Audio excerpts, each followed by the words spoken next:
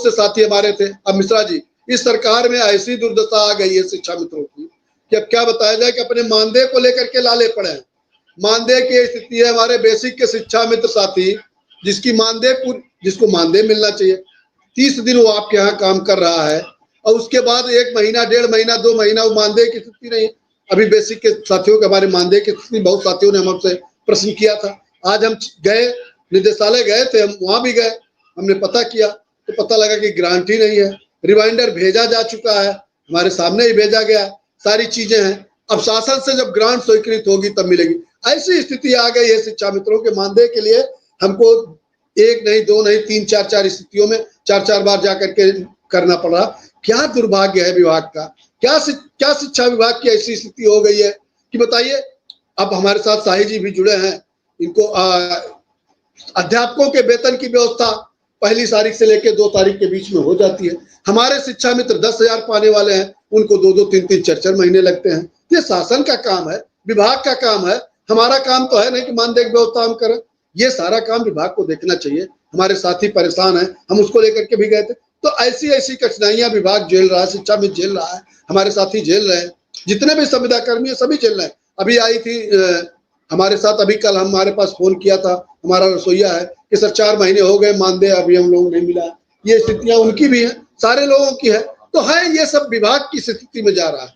हम अपने लिए प्रयासरत हैं, अपने साथियों के लिए प्रयासरत हैं। जैसे भी बन पड़ेगा, जो होगी हम उनको जानकारी देंगे। जी मिश्रा, चलिए हम सीधा शाही जी के पास पहुंचेंगे। वो नीचे होगा जी। नमस्कार मिश्रा जी। कब हो पाएगी शिक्षा में अनुदेशकों की मुलाकात? कुछ आप भी करिए, कैसे भी तो इनकी करा दो, कुछ तो हो जाए।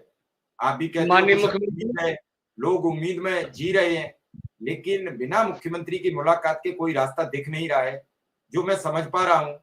बार बार शिक्षा मित्र के नेता भी कह रहे हैं, सब वही बात कह रहे हैं, बिना मुलाकात के कोई चीज संभव नहीं है। माननीय मुख्यमंत्री जी कल रात गोरखपुर में थे, आज भी कार्यक्रम था उनका। यहाँ से हो सकता है अयोध्या गए हो, फिर आज विश्राम गोरखपुर में ही है।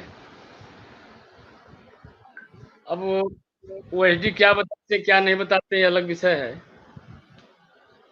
जिससे वो मिलना चाहते हैं उससे मिल लेते हैं, और जिससे मिलना नहीं चाहेंगे वो उससे नहीं मिल पाएंगे, ये दिक्कत है। खैर जो भी है, दुर्भाग्य से महानिदेशिका मैडम को डेंगू हो गया है। जो कह रही थी हमने प्रस्ताव भेजा है शासन में, पैरवी में कर रही हूँ उसका। सुंदरम सर जो प्रमुख सचिव हैं, उनके पिताजी को हार्ट अटैक आ गया है। ये सब दुर्भाग्य कहा जा सकता है। आपका मामला चल रहा है तो जो ये 2 शीर्ष अधिकारी हैं, जो आपके मैटर को मुख्यमंत्री स्तर तक ले जाने वाले लोग हैं, वो इस तरह परेशान है। तो थोड़ा समय लगेगा, समय लग सकता है। लेकिन देखिए, ये 10 विधानसभाओं का चुनाव जब होगा, उत्तर प्रदेश में उपचुनाव जब होगा, उसके पहले कुछ न कुछ मित्रों का भी हो जाएगा और कुछ न कुछ अनुदेशक साथियों का भी हो जाएगा। और साथ ही साथ आंगनवाड़ी, रसोईया, आशा बहू, इनका भी कुछ होगा। सबका कुछ न कुछ होगा, रेवड़ी बटेगी, ऐसा नहीं है। आपका कुछ ज्यादा होगा रेशियो में, उनका कुछ कम होगा रेशियो में, यही होगा।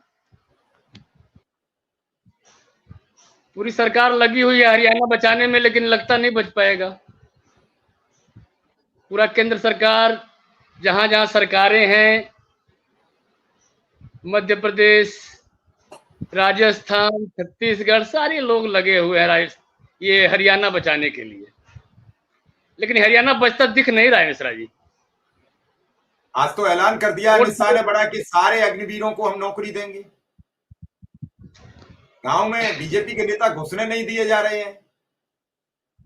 ओपीएस सिर चढ़ के बोल रहा है। वो कह रहे हैं कि 10 साल से कोई रोजगार नहीं दिया है, तुम अब क्यों रोजगार दोगे? अब क्यों रोजगार की चर्चा कर रहे हो? 10 साल में दिया ही नहीं। वो देखिए, जिसने किया उस पर लोग भरोसा कर रहे हैं। कांग्रेस ने किया है सर, कांग्रेस ने राजस्थान में किया, छत्तीसगढ़ में किया, हिमाचल में सरकार बनी इसी मुद्दे पे। और जो नहीं किया है वो आज कहेगा तो कौन मानेगा? आखिर 5 साल आपने क्या किया? लेकिन एक प्लस है सर हरियाणा में, ये